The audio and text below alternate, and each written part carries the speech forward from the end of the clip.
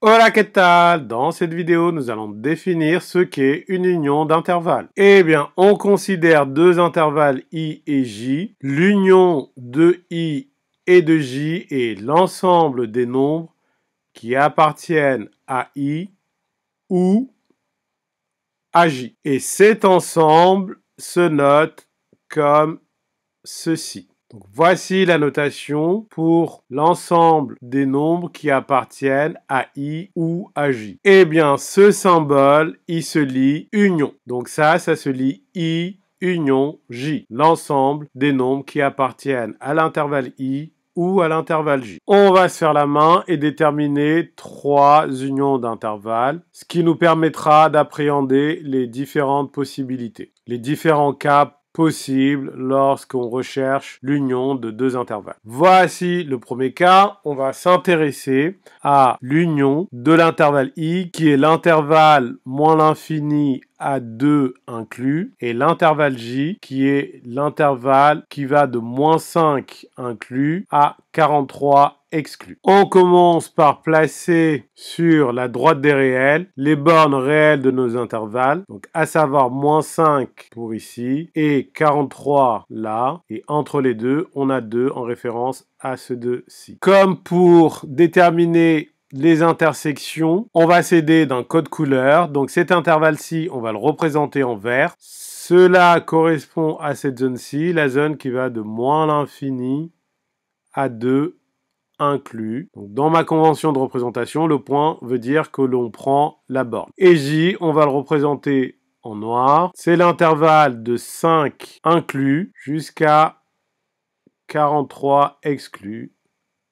Ce symbole-ci, la petite boucle non fermée, dans ma convention de représentation, signifie que je ne prends pas la borne 43. Nous, ce que l'on veut déterminer, c'est I union J, donc c'est-à-dire les nombres qui appartiennent à I ou à j. Concrètement, cela revient à sélectionner ici, sur notre droite de réel, toute zone où il y a au moins l'une des deux couleurs. On nous dit que c'est ou, c'est vert ou rouge. Le ou n'est pas exclusif. On peut prendre la zone où il y a les deux couleurs. Ce qui fait que I union j, c'est égal à moins l'infini,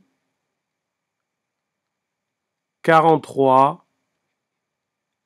exclu. Donc I union J, c'est toute zone de cette droite des réels où apparaît au moins l'une des deux couleurs. De moins l'infini jusqu'à moins 5, il n'y a que le vert. De moins 5 à 2, les deux couleurs cohabitent. Et de 2 à 43, il n'y a que le noir. Mais toute zone où il y a au moins l'une des deux couleurs est recevable. Donc voilà l'union de I et de J. Intéressons-nous au deuxième cas. On va déterminer I union J, où I est l'intervalle de moins 1 inclus jusqu'à plus infini et J est l'intervalle de 7 inclus à 9 inclus. Sur la droite des réels, on a déjà placé moins 1, 7 et 9 pour nous aider. On a déjà également représenté à l'aide du code couleur l'intervalle J étant représenté par le trait noir et l'intervalle I étant représenté par le trait vert. Et nous, on veut I union J, c'est-à-dire tous les nombres qui appartiennent à l'un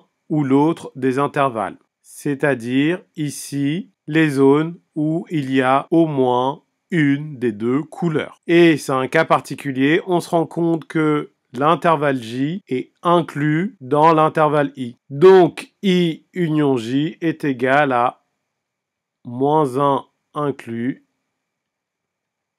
plus infini.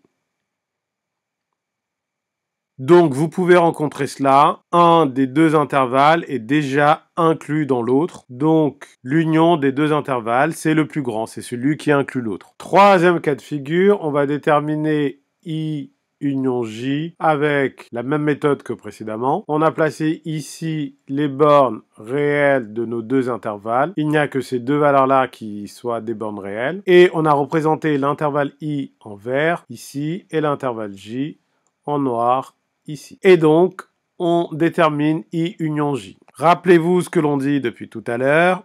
I union J, c'est l'ensemble des zones de la droite des réels où il y a au moins une des deux couleurs. Il se trouve ici qu'il n'existe aucune zone où les deux couleurs cohabitent, se chevauchent. Eh bien, lorsque vous avez ce cas de figure-là, il suffit de réécrire vos deux intervalles. Donc ici, moins l'infini, 1, inclus, mettre le signe union et accoler le deuxième intervalle, 3, plus infini. Donc lorsque vous déterminez une union d'intervalles et qu'il n'y a aucune zone commune entre les deux ensembles, il suffit de réécrire les deux intervalles et entre les deux, le signe union. Voilà, à travers ces trois exemples, on a vu normalement les cas de figure qui peuvent se présenter à vous. On peut donc conclure que l'union de deux intervalles est soit un intervalle, comme on a vu dans le cas A et dans le cas B, malgré la particularité du cas B, ou une union d'intervalles, comme nous venons de voir dans le dernier cas. Petite remarque avant de conclure, comme pour les intersections, les unions d'intervalles ne sont pas limitées à deux intervalles. On peut vous demander de déterminer les unions de 3, 4, 5, 10, 12, 15, 125 intervalles. Le procédé est exactement le même, vous aurez juste plus de couleurs à représenter sur votre droite des réels. Voilà, cette vidéo est à présent terminée. À très bientôt.